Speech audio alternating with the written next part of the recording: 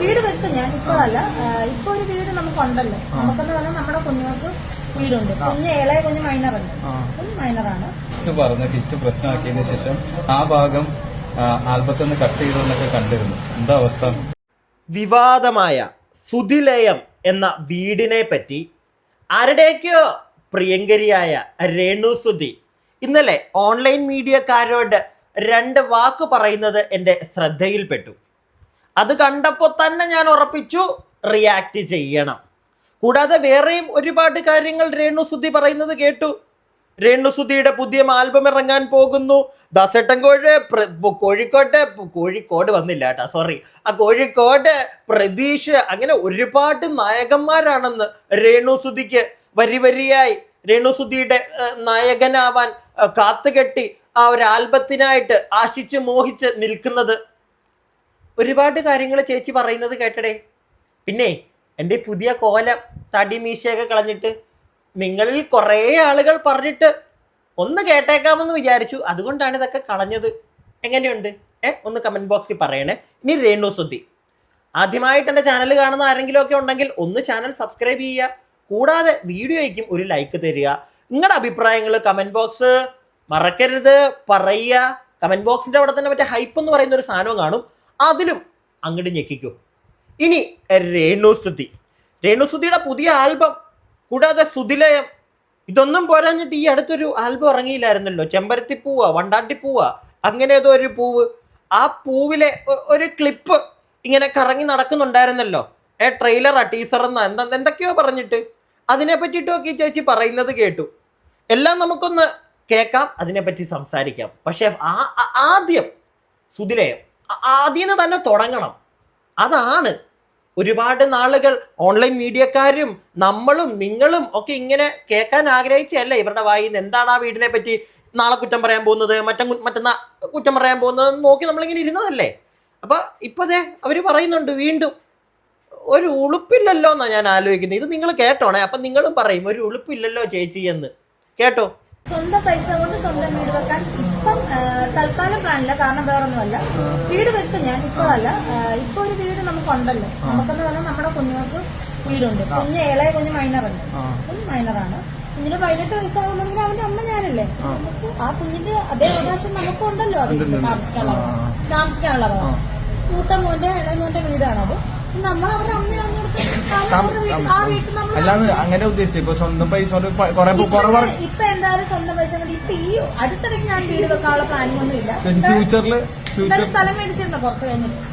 ഫ്യൂച്ചറിൽ എന്തെങ്കിലും കുറച്ച് സ്ഥലം മേടിച്ചിടണം ചേച്ചി. നെടുമ്പാശ്ശേരി എയർപോർട്ടിന്റെ അപ്പുറം കുറച്ച് സ്ഥലം വല്ലതും കിട്ടുമെന്ന് ചോദിച്ചു നോക്കി ചേച്ചി. അതാകുമ്പോ എളുപ്പമല്ലേ ചേച്ചിക്ക്. ഈ കാറൊന്നും പിടിച്ച് വരണ്ടല്ലോ.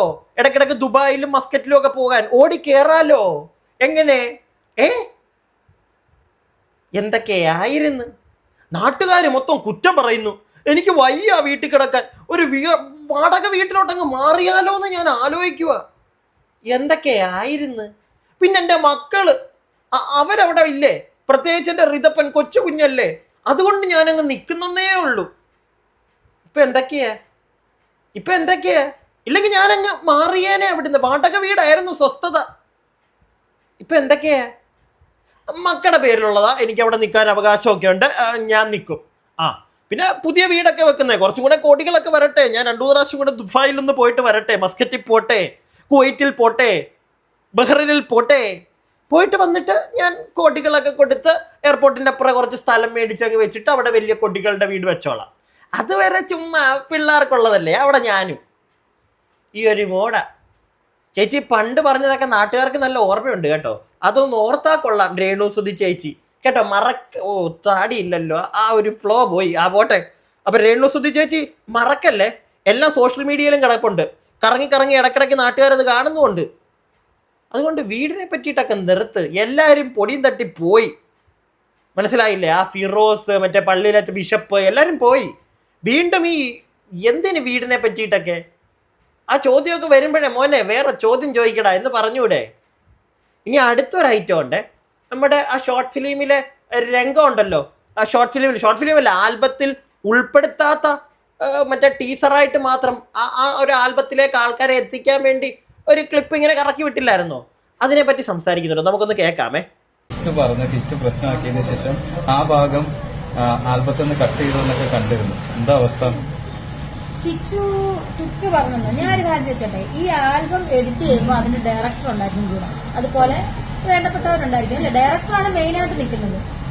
അത് എഡിറ്റ് ചെയ്യുന്ന, അത് ആൽബം ഇറങ്ങുന്നതിന് മുന്നേ ആ ഒരു ഷോട്ട് അതുമായിട്ട് ഒരുമിച്ച് പോകുന്നില്ല. അതായത് ആ ഒരു ഷോട്ട് ഈ ആൽബത്തിൽ, അതായത് ഞാനിങ്ങനെ കിടക്കുന്നു ആ ഷോട്ടല്ലേ പറയുന്നത്, ആ ഒരു സീൻ പ്രമോഷന്റെ ഭാഗമായിട്ടാണ് മീഡിയക്കാർക്ക് കൊടുത്തത്. എനിക്കൊന്ന് ലെറ്റ് ടോക്ക് അല്ലേ അവർക്ക് കൊടുത്തത്. ആ ഒരു ഇതിനകത്ത്, ഈ ആൽബത്തിനകത്ത് ലിങ്ക് ചെയ്ത് പോകാത്തതുകൊണ്ടാണ് ഈ ഒരു സീൻ കൊടുത്തത്. അല്ലാതെ കിച്ചു പറഞ്ഞിട്ടല്ല അത് കട്ട് ചെയ്തത്. എന്തൊക്കെ നാടകീയ മുഹൂർത്തങ്ങളാണ് ഈ ഫേസ്ബുക്കിൽ നടക്കുന്നത്, അരങ്ങേറുന്നത്.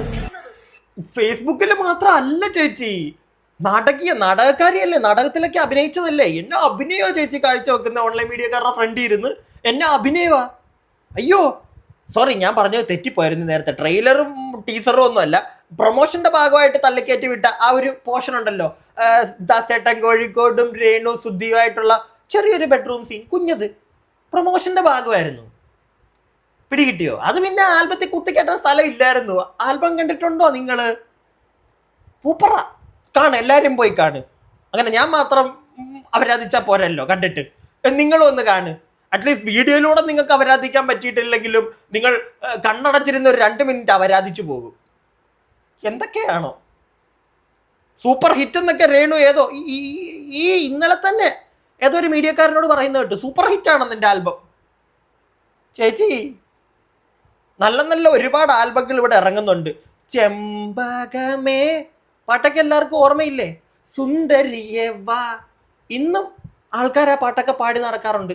രേണുസുതി, അതൊക്കെയാണ് രേണുസുതി ഹിറ്റ്, സൂപ്പർ ഹിറ്റ്. ആൾക്കാർ കൈകൊണ്ട് നെഞ്ചിലേറ്റിയ, കൈകൊണ്ട് ഇങ്ങനെ കോരിയെടുത്ത് നെഞ്ചിലേറ്റിയ ആൽബങ്ങൾ, അതൊക്കെയാണ് രേണുസുതി. വിനീത് ശ്രീനിവാസിന്റെ മറ്റേ മിന്നലഴകെ, അതൊക്കെയാണ് ആൽബങ്ങൾ. നിങ്ങളുടെയൊക്കെ കണ്ടിട്ട് ജനങ്ങൾ ഏത് കൈ കൊണ്ടെടുത്ത് നെഞ്ചി കയറ്റിയെന്നാ നിങ്ങളീ പറയുന്നത്? എനിക്കറിയാൻ പാടില്ല. എൻ്റെ പൊന്നെ, ഒരു തവണ ഓടിച്ചിട്ട് കണ്ടപ്പോൾ തന്നെ മതിയായിപ്പോയി. അതുമൊക്കെ ഇവർ പറയുന്നുണ്ട്. എല്ലാം കൂടെ ഞാൻ വെച്ച് നിങ്ങളെ വെറുപ്പിക്കുന്നില്ല. പ്രധാനപ്പെട്ട കുറച്ച് കാര്യങ്ങൾ നമുക്കിവിടെ പറയാനുണ്ട്. പിന്നെ രേണുസുതി പ്രൊമോഷന്റെ ഭാഗം, ഈ ഇരുന്ന് തള്ളുന്നതും മറിക്കുന്നതും ഒക്കെ ഇത് നിങ്ങളുടെ പ്രൊമോഷൻ, മനസ്സിലായില്ലേ? മറ്റേത് ആൽബത്തിന്റെ പ്രൊമോഷൻ ആണെങ്കിൽ ഈ ഓൺലൈൻ മീഡിയക്കാരെ കാണുമ്പോൾ ഇരുന്ന് ഈ കഥ പറയുന്നത് നിങ്ങൾക്കുള്ള നിങ്ങളുടെ പ്രൊമോഷൻ. ഇത് അത്യാവശ്യം എല്ലാവർക്കും മനസ്സിലാവും രേണുസുതി. അതുകൊണ്ടാണ് ഇങ്ങനെ എടുത്ത് നിങ്ങളെ പറ്റി തന്നെയും പിന്നെ എല്ലാവരും അട്ടിത്തുപ്പുന്നത്, ജനങ്ങൾ ഉൾപ്പെടെ. മനസ്സിലായോ? അല്ലാതെ വേറൊന്നും കൊണ്ടല്ല. ഞാൻ ഈ വീഡിയോയിൽ കുത്തി കയറ്റാത്ത ഒരു ക്ലിപ്പുണ്ട്. ഒരു ചുമന്ന ഡ്രസ്സ് ഇട്ട് ഇന്നലെ എവിടെയോ ഇങ്ങനെ കറങ്ങുന്ന ഏതിൻ്റെ ഷൂട്ടാന്ന് തോന്നുന്നു. പുറകിൽ നിൽക്കുന്നുണ്ട് ആൾക്കാർ, ചിരിക്കുക രേണുസുതി റോഡിലൂടെ നടന്നു പോകുന്നു കാണുമ്പം.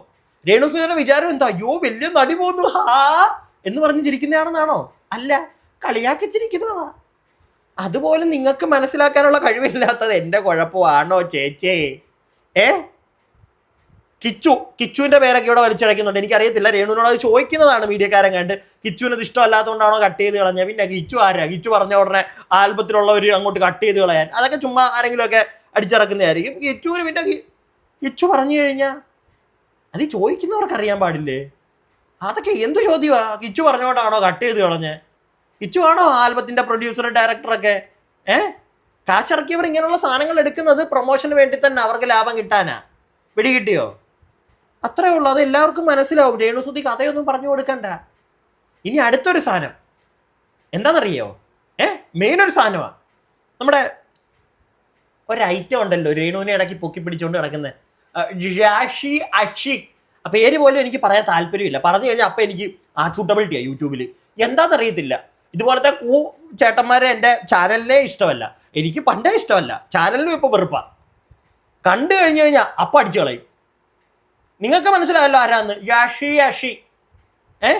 പേര് ഞാൻ പറയത്തില്ല. പേര് പോലും യൂട്യൂബ് കണ്ടുപിടിച്ച് എനിക്ക് അടി തരും.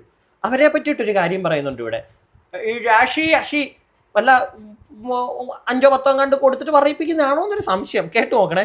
ജാസിയുടെ കയ്യിൽ കിടക്കുന്ന അത്ര വിലയുള്ള വാച്ചോ ഡ്രസ്സോ ഒക്കെ ആയിരിക്കും. അതുകൊണ്ടായിരിക്കും അവരങ്ങനെ പറയുന്നത്. വില കൂടി തരണമെന്ന് ആഗ്രഹമില്ല. ഒരു ആഗ്രഹമില്ല. എനിക്ക് വില കുറവുള്ള കളറുള്ളത് മതി. കളറുകളാണ് എനിക്ക് ഇഷ്ടം. കളറ് വേണോ അല്ലേ ചേച്ചിക്ക്? എല്ലാത്തിനും കളറ്, മഞ്ഞ പച്ച ചുമപ്പ്. ഒരു ചുമന്ന ഷർട്ടും പച്ച പാൻറ്റും അല്ലെങ്കിൽ പാവാടയും ഒരു കറുത്ത വേണ്ട ചേച്ചി. ഒരു വേറെ എന്ത് കളർ? ഒരു ചെരുപ്പൊക്കെ ഇട്ടിറങ്ങി, സൂപ്പർ ആയിരിക്കും.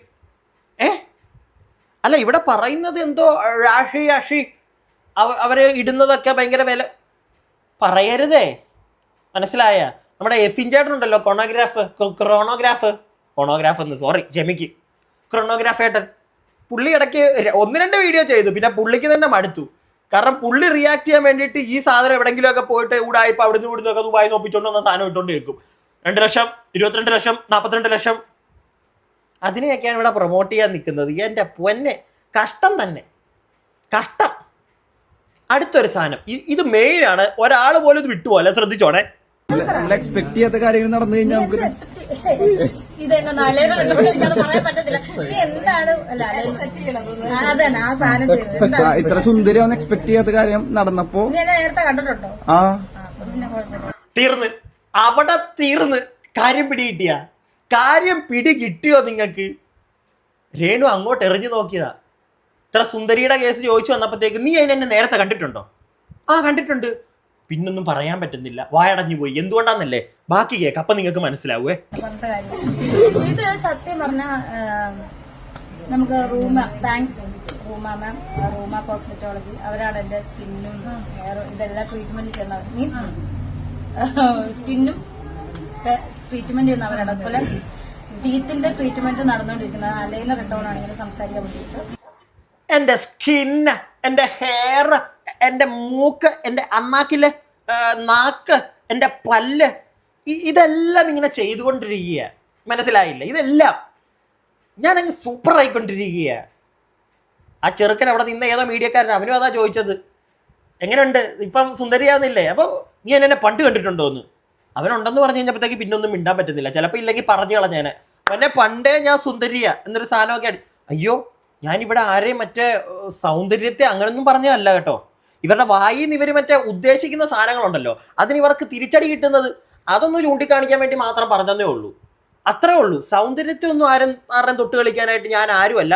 എല്ലാവർക്കും അവരുടേതായിട്ടുള്ള സൗന്ദര്യം എല്ലാം ഉണ്ട്. പിടികിട്ടിയില്ലേ? പക്ഷേ ഈ ഒരാളോട് ഇപ്പം ഞാനൊരാളോട് ചോദ്യം ചോദിച്ചു, അപ്പം തിരിച്ചിങ്ങോട്ടൊരു സാധനം അടിക്കുമ്പം എനിക്കതിന് അറിയത്തില്ല എന്ന് പറഞ്ഞു കഴിഞ്ഞാൽ അവിടെ നിന്ന് ഇങ്ങോട്ടൊരു സാധനം അടിക്കാമല്ലോ. എടാ പണ്ടേ അങ്ങനെ ആയിരുന്നു, നീ ചുമ്മാ അറിയാത്തോണ്ട് ആ സാധനമാണ് ചേച്ചിയോട് ഉറപ്പായിട്ടും അതാ. അതുകൊണ്ടാണ് പെട്ടെന്നൊന്ന് വായടഞ്ഞു പോയത്. അതാ ഞാൻ ചൂണ്ടിക്കാണിക്കുന്നത്, വേറൊന്നും അല്ല കേട്ടോ. ആരും തെറ്റിദ്ധരിക്കല്ലേ. നമുക്കിനി ഒരൊറ്റ ക്ലിപ്പും കൂടെ, ഒരൊറ്റ ഒരെണ്ണം, ഇന്നലത്തെ അപരാധത്തിന്റെ അവസാനത്തെ. നാളെ ഞങ്ങളുടെ ആൽബത്തിന്റെ ഷൂട്ടാണ്. നായകന്മാര് ദാസേട്ട കോഴിക്കോട്, ഞാൻ നായിക, അക്ഷയ്, പ്രതീഷ്, ഞങ്ങൾ 4 പേരുമാണ് ഒന്നിക്കുന്ന ആൽബം. പിന്നെ ആദ്യ ലച്ചുവാണ് ഡയറക്ടർ. മന്ദാരച്ചേരൻ എന്ന് പറയുന്ന ആൽബത്തിന് ശേഷം, സൂപ്പർ ഹിറ്റ് ആൽബത്തിന് ശേഷം അടുത്ത ആൽബമായിട്ട് ഞങ്ങൾ വരികയാണ്. മന്ദാരച്ചെപ്പെന്ന സൂപ്പർ ഹിറ്റ് ആൽബത്തിന് ശേഷം സെയിം ടീമാണ്. പക്ഷെ പ്രതീഷ് എല്ലാവരും ഉണ്ട്. നായകന്മാരുടെ ഘോഷയാത്രയാ, ഞാൻ നേരത്തെ പറഞ്ഞില്ലേ. പക്ഷെ ഈ സൂപ്പർ ഹിറ്റ് എന്നൊക്കെ ചേച്ചി, ഞാനത് ഇടയ്ക്ക് പറഞ്ഞത്, ഈ സൂപ്പർ പണ്ട് ഇവിടെ ഒരുപാട് സൂപ്പർ ഹിറ്റ് ഇന്നും മലയാളികളുടെ നാക്കിൽ എപ്പോഴും ഈ സുന്ദരിയേവാ, മിന്നലഴകെ, ഇതുപോലുള്ള ഒരുപാട് ആൽബങ്ങൾ. രേണുവിൻ്റെ ഏതെങ്കിലും ഒരു ആൽബം ഏതെങ്കിലും ഒരുത്തരിവിടെ പാടിക്കൊണ്ട് നടക്കുന്നത് രേണുവെങ്കിലും കാണുന്നുണ്ടോ? അറ്റ്ലീസ്റ്റ് രേണുവെങ്കിലും പാടുന്നത് ഇവിടെ നമ്മളാരും കാണുന്നില്ല. സ്റ്റേജിലോട്ട് കയറിയിട്ട് എപ്പോഴും കുറേ ഓരോന്നൊക്കെ വിളിച്ച് കൂവാറുണ്ടല്ലോ പാട്ടിൻ്റെ പേരിൽ. പാട്ടാണെന്നും പറഞ്ഞുകൊണ്ട് പാടാറില്ലേ? സ്വന്തം ആൽബത്തിലെ ഒരു പാട്ട് പോലും പ്യാടി ആരും കേട്ടിട്ടില്ലല്ലോ രേണു. പിന്നെ എങ്ങനെയാണ് അത് സൂപ്പർ ഹിറ്റ് ആവുന്നത്? ഈ 2 ലക്ഷം 3 ലക്ഷം ആൾക്കാർ കണ്ടോണ്ട്. അതുകൊണ്ടാണോ? കമൻറ്റ് ബോക്സും കൂടി ഒന്ന് നോക്കണേ കേട്ടോ. എന്നിട്ട് ജനങ്ങൾ ഒരു ആൽബം, ഒരു പാട്ടൊക്കെ ഹിറ്റ് ആവുക എന്ന് പറയുന്നത് ഒരുപാട് ആളുകൾ പിന്നെയും പാടി ആഘോഷിക്കുമ്പോഴാണ്. ചേച്ചിയുടെ അതിനകത്ത് അങ്ങനൊന്നും ഇല്ല ചേച്ചിയുടെ ആൽബത്തിലൊന്നും. അതുകൊണ്ട് തന്നെ സൂപ്പർ ഹിറ്റ് എന്നൊന്നും പറയല്ലേ. കേൾക്കുമ്പോൾ നമുക്ക് തന്നെ, കേൾക്കുന്നവർക്കൊരു സങ്കടം. അതുകൊണ്ടാണ്. പിന്നെ ഞാൻ ഇത് ഇന്നലെ രാത്രിയിലാണ് ഈ വീഡിയോ എടുക്കുന്നത്. നിങ്ങൾ ഇന്ന് രാവിലെ ആയിരിക്കും ഈ വീഡിയോ കാണുന്നത്. അപ്പോൾ രേണു ഇന്നലെ പറഞ്ഞതുപോലെ ഇന്ന് മിക്കവാറും ഒരുപാട് ഈ ഓൺലൈൻ മീഡിയാസ് രേണുവിൻ്റെ ആൽബം അവിടെ പോയി ഷൂട്ട് ചെയ്യുന്ന സ്ഥലത്ത് പോയിട്ട് ഒരുപാട് ക്ലിപ്പുകൾ എടുത്ത് ഇനി 2-3 ദിവസത്തേക്ക് ആഘോഷിക്കാനുള്ള സാധ്യതയുണ്ട്. ഇനി എന്തൊക്കെയാണോ വിളിച്ചു കൂവി പറയാൻ പോകുന്ന വരും ദിവസങ്ങളിൽ, ഇനി എന്തൊക്കെയാണോ സോഷ്യൽ മീഡിയയിൽ നമ്മളുമൊക്കെ കാണാനിരിക്കുന്നത്. രേണുസുധിയേ, നമിച്ചു ചേച്ചി. ഞാൻ എൻ്റെ അഭിപ്രായം പറഞ്ഞതേ ഉള്ളേ. പ്രിയപ്പെട്ടവരെ, നിങ്ങളുടെ അഭിപ്രായങ്ങൾ താഴെ കമൻറ്റ് ബോക്സിൽ അടുത്ത വീഡിയോ ആയിട്ട് നമുക്ക് എത്രയും പെട്ടെന്ന് കാണാം. അടുത്ത വീഡിയോ ആയിട്ട് കാണുന്നവരേക്കും stay tuned and stay weird.